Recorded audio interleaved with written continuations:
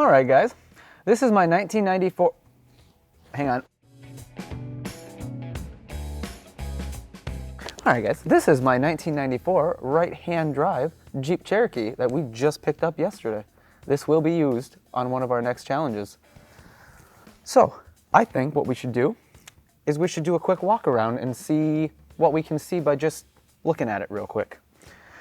So first, I guess let's start right here in the passenger's driver's seat, as I've been calling it. It does have 206,000 miles.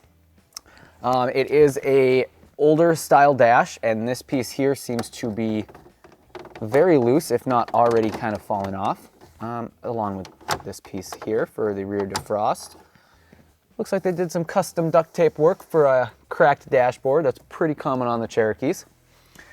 I do have to say that it is actually rather like in good shape with the seating. The seats and the carpet actually don't look completely terrible in the front or the back.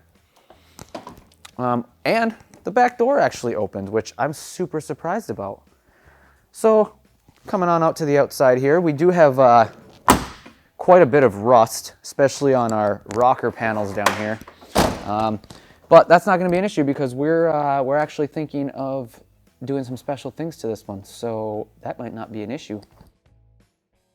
We do also have what appears to be a very special locking mechanism on the rear hatch. I guess we should test and see if it opens with...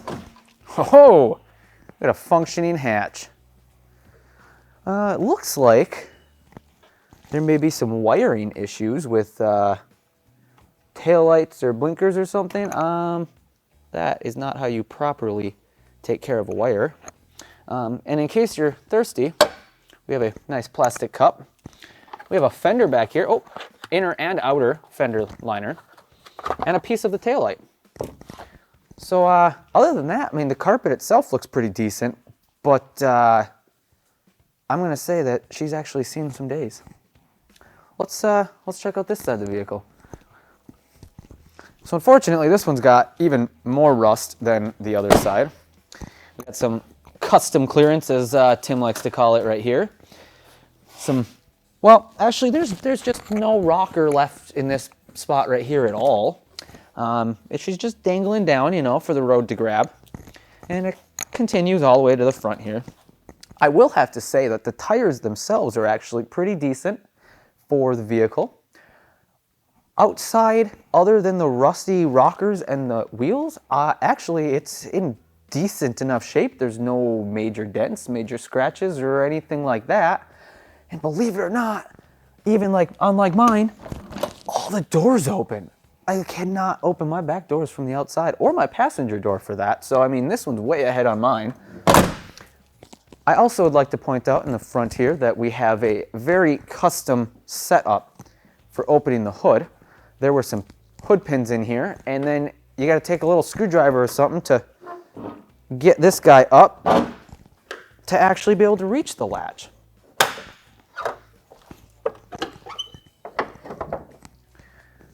Underneath the hood actually does not look god-awful or terrible.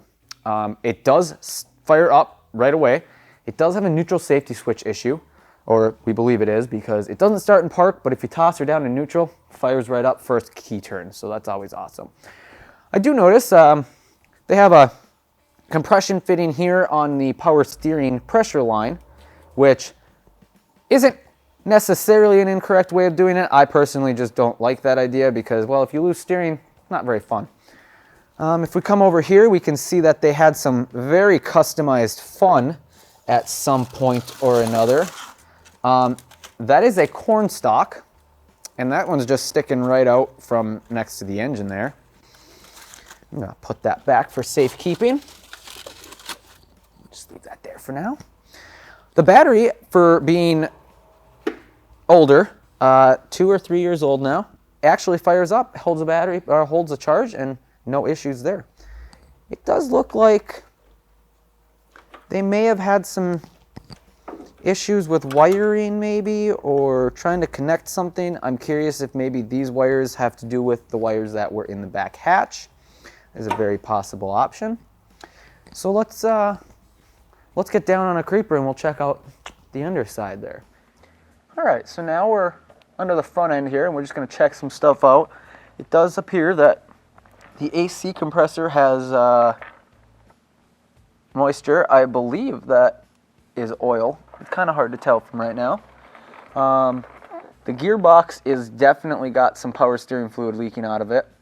And if you're familiar with the Cherokees, because this is a right-hand drive, these are actually swapped. The gearbox on a left-hand drive is over here, and the AC compressor is actually in the spot of the gearbox. So that's a little bit of a difference. Some of the little things that you'll notice of the right-hand drive versus the left-hand drive. It does look like the transmission cooler lines as well are a little wet, but that actually looks to me like it's power steering fluid from the gearbox. It looks like it might be leaking a little bit of oil as well from the oil pan. Other than that, everything up in front of the axle itself doesn't look god-awful. I don't see any damage to the frame or anything like that. So I would say we're doing pretty good up front. Let's roll on down and see what happens. Okay, I'm ready. Alrighty. So now that we are behind the front axle, I am seeing oil here, which is more than likely a rear main, which is pretty common on the 4.0s. I mean, it does have over 200,000 miles on it, so that's a very good possibility. Again, your transmission lines are a little wet. That could be oil at this point, or it could be the transmission fluid. I'm going to say that that's oil. We have a very nice custom corn piece. Like, it's actually a piece of corn. And I will show you guys that. I mean, look at that guy. We're almost ready to eat, guys. We're going to save that for later. Oh, got some more up in there.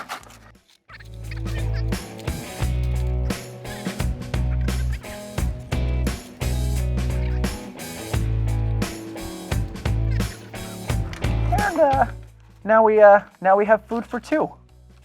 We're gonna save that guy for later as well.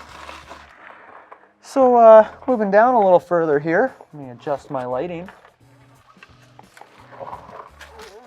We have some moisture between the transmission and transfer case. It's pretty dirty, actually. Not 100% sure what fluid that is, but that could also be grease from other things. We do notice over here on this side, it's a little hard to get to with the camera here, but the four-wheel drive linkage is actually kind of messed up. It's not even in the bushing. And that might explain why they tried putting it in four-wheel drive a little while ago, and it made an awful grinding noise. Let's scroll down to the T-case here. I am actually surprised that nothing beyond this point is leaking.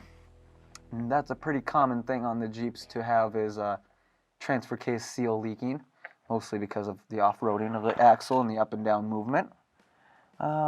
Exhaust looks like they put a straight pipe where the cat sits. Seems pretty solid. And moving down a little further here. Oh, I just got stabbed. I am noticing that this brake line is wet, and this top one here is actually just cut. So I'm curious as to maybe if that's why the brakes are squishy. So that might be a solid answer right there. And let's move on down to the rear diff, which is not leaking. So I am pretty okay and pretty happy with that. I was told that the gentleman put a new fuel pump and fuel filter in this. I do see the new lock ring. I see the new the new fuel filter right there.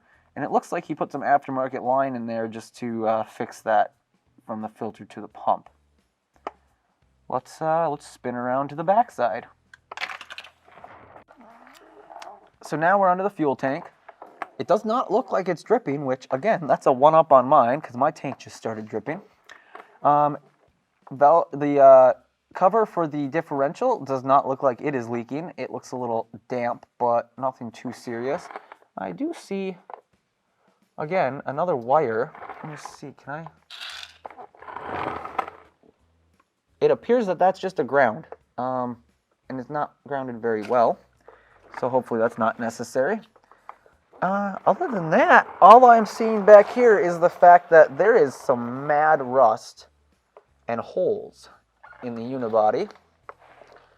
And we're definitely gonna, we're definitely gonna have to do some patchwork on this guy. And then if I slide over here, where the fuel filler necks run through is a really, really common issue for these vehicles to rust, and this one definitely has that. It is rusted right through on the bottom half and going right into those fuel filler neck tubes. I mean, other than everything that I've just mentioned, I am not disappointed with this vehicle whatsoever. For the price we paid and for what we plan to do on it, I think we're going to be set to go. We'll see you guys in the next video.